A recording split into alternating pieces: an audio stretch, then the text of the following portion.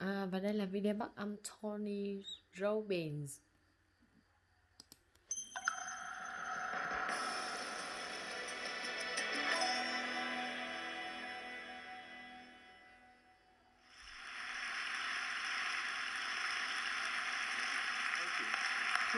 I have to tell you, emotional challenge. Sorry, my shame is here. It's just me coming back. My challenge, some songs for doing 50 hours.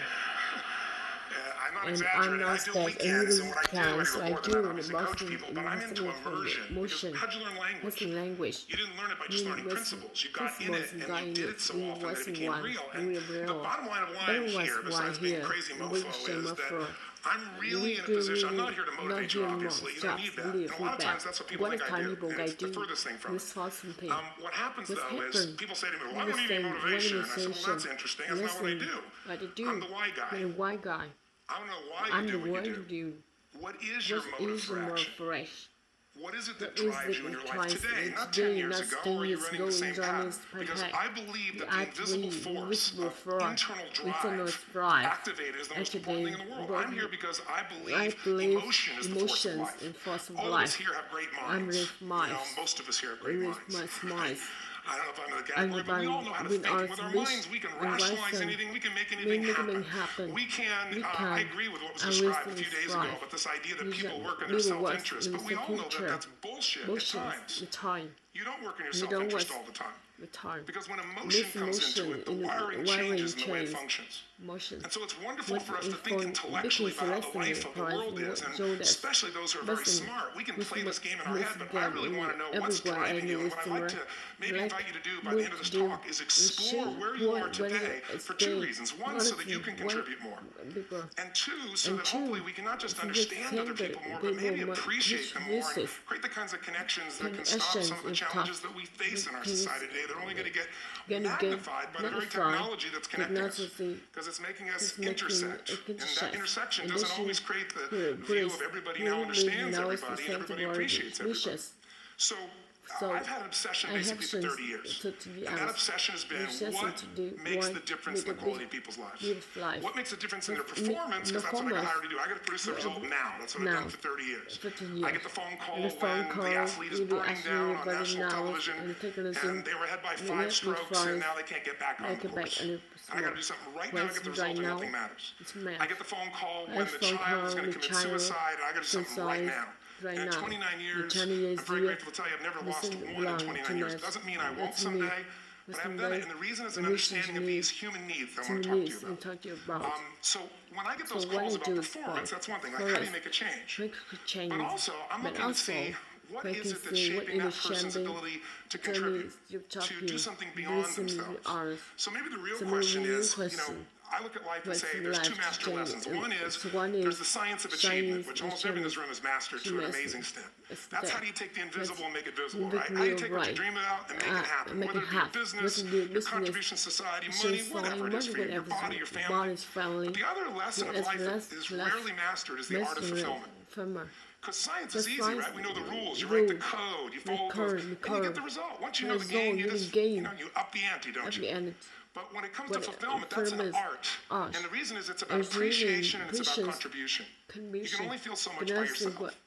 So I've had an interesting laboratory to try to answer the question of the real question, which is what's the difference in somebody's life if you look at somebody like those people that you've given everything to, like all the resources they say they need. You gave them not a $100 computer, you gave them the best computer. You gave them love, you gave them joy, you were there to comfort them. And those people very often, and you know some of them I'm sure, end up the rest of their life with all this love, education, money, and background, spending their life going in and out of rehab. And then you meet people that have been through ultimate pain, psychologically, sexually, spiritually, emotionally abused, and not always, but often they become some of the people that contribute the most to society. So the question we got to ask ourselves really is, what is it? What is it that shapes us? And we live in a therapy culture. Most of us don't do that, but the culture is a therapy culture. What I mean by that is the mindset that we are our past. And everybody in this room, you wouldn't be in this room if you bought that theory, but the most of society thinks biography is destiny. The past The equals the past future. equals And of course it does if what you it live it. doesn't. But what people in this room know, and what we have to remind ourselves though, because you can know something intellectually, you can know what to do and then not use it, not apply it. So really we got to remind ourselves is decision is the ultimate power. That's what it really is. Now when you ask people, you know, have you failed to achieve something? How many have ever failed to achieve something significant in your life? Say I. Thanks for the interaction on a high level there. But if you ask people, why didn't you achieve something? Somebody who's working for you, or a partner, or even yourself, you failed to achieve a goal. What's the reason people say they failed to achieve? What do they tell you? Didn't have enough, didn't have the knowledge, didn't have the money, didn't have the time, don't have the technology. You know, I didn't have the right manager. Didn't have the Supreme Court. There's no course.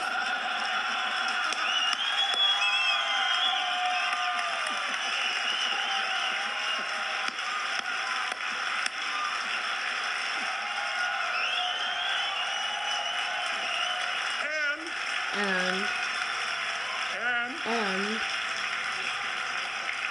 what all those, including the Supreme Court, have in common? They are claiming to be missing resources. And they may be accurate. You may not have the money. You may not have the Supreme Court. But that is not the defining factor.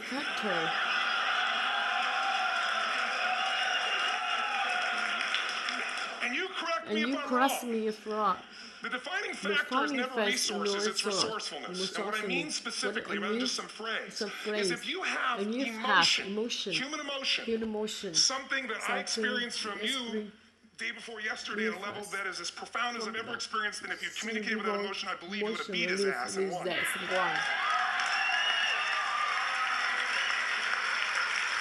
But how easy for me to tell him what he should do. Idiot, Robbins. But I know when we watched the debate, at that time, there were emotions that blocked people's ability to get this man's intellect and capacity and the way they came across to some people that day. Because I know people that wanted to vote in your direction and didn't, and I was upset. But there was emotion that was there. How many know what I'm talking about here? Say I. So emotion is it. If we get the right emotion, we can get ourselves to do anything. We can get through it. If you're creative enough, playful enough, fun enough, can you get through to anybody, yes or no? If you don't have the money, but you're creative and determined enough, you find the way. So this is the ultimate resource, but this is not the story that people tell us. Right? The story people tell us is a bunch of different stories. They tell us we don't have the resources, but ultimately, if you take a look here, flip it up if you would. They say, what are all the reasons they have in common? We've said that. Next one, please. He's broken my pattern, that son of a bitch. But I appreciated the energy, I'll tell you that. What determines your resources? We said decision-shaped destiny, which is my focus here. If decision-shaped destiny, what determines it is three decisions. What are you going to focus on? Right now, you have to decide what you're going to focus on. In this second, consciously or unconsciously, the minute you decide to focus on something, you got to give it a meaning. And whatever that meaning is produces emotion. Is this the end or the beginning? Is God punishing me or rewarding me, or is this the roll of the dice? And emotion then creates what we're going to do, or the action. So think about your own life, the decisions that have shaped your destiny. And that sounds really heavy, but in the last 5 or 10 years, 15 years, haven't there been some decisions you've made that you made a different decision, your life would be completely different? How many can think of one, honestly? Better or worse? Say I. So the bottom line is maybe it was where to go to work, and you met the love of your life there. Maybe it was a career decision. I know the Google geniuses I saw here. I mean, I understand that their decision was to sell their technology at first. What if they made that decision versus to build their own culture? How would the world be different? How would their lives be different? Their impact. The history of our world is these decisions. When a woman stands up and says, no, I won't go to the back of the bus, she didn't just affect her life. That decision shaped our culture. Or someone standing in front of a tank. Or being in a position like Lance Armstrong and someone says to you, you've got testicular cancer. That's pretty tough for any male, especially if you ride a bike. You got it in your brain, you got it in your lungs. But what was his decision on what to focus on? Different than most people. What did it mean? It wasn't the end, it was the beginning. What am I going to do? He goes off and wins 7 championships he never won once before the cancer because he got emotional fitness, psychological strength. That's the difference in human beings that I've seen of the 3 million I've been around. Because that's my lab. I've had 3 million people from 80 different countries that I've had a chance to interact with over the last 29 years. And after a while, patterns become obvious. You see that South America in Africa maybe connect in a certain way, right? Other people say, oh, that sounds ridiculous. It's simple. So, what shape lands, what shapes you? Two invisible forces. Very quickly. One, state. We all have had times. Have you had a time you did something and after you did it, you thought to yourself, I can't believe I said that. I can't believe I did that. That was so stupid. Who's been there? Say, ah. Have you ever done something after you do it? You go, that was me. Right? It wasn't your ability, it was your state. Your model of the world is what shapes you long term. Your model of the world is the filter. That's what's shaping us. That's what makes people make decisions. We want to influence somebody. We got to know what already influences them. And it's made up of three parts, I believe. First, what's your target? What are you after? Which I believe it's not your desires. You can your desires and goals. How many ever got a goal, desire, and thought? Is this all there is? How many been there? Say I. So it's needs we have. I believe there are 6 human needs. Second, once you know what the target that's driving you is, and you uncover it for the truth. You don't form it, you uncover it. Then you find out what you're mad. What's the belief systems that are telling you how to get those needs? Some people think the way to get those needs is to destroy the world. Some people is to build something, create something, love someone. And then there's the fuel you pick. So very quickly, 6 needs. Let me tell you what they are. First one, certainty. Now these are not goals or desires, these are universal. Everyone needs certainty that they can avoid pain, at least be comfortable. Now how do you get it? Control everybody, develop a skill, give up, smoke a cigarette. And if you got totally certain, ironically, even though we all need that, like you're not certain about your health or your children or money, you don't think about much more. You're not sure the ceiling's going to hold up, you're going to listen to any speaker. But when we go for certainty differently, if we get total certainty, we get what? What do you feel if you're certain? You know what's going to happen, when it's going to happen, how it's going to happen. What would you feel? Bored out of your mind. So God, in her infinite wisdom, gave us a second human need, which is uncertainty. We need variety. We need surprise. How many of you here love surprises? Say aye. Bullshit. You like the surprises you want. The ones you don't want, you call problems, but you need them. So variety is important. Have you ever rented a video or a film that you've already seen? Who's done this? Get a fucking life.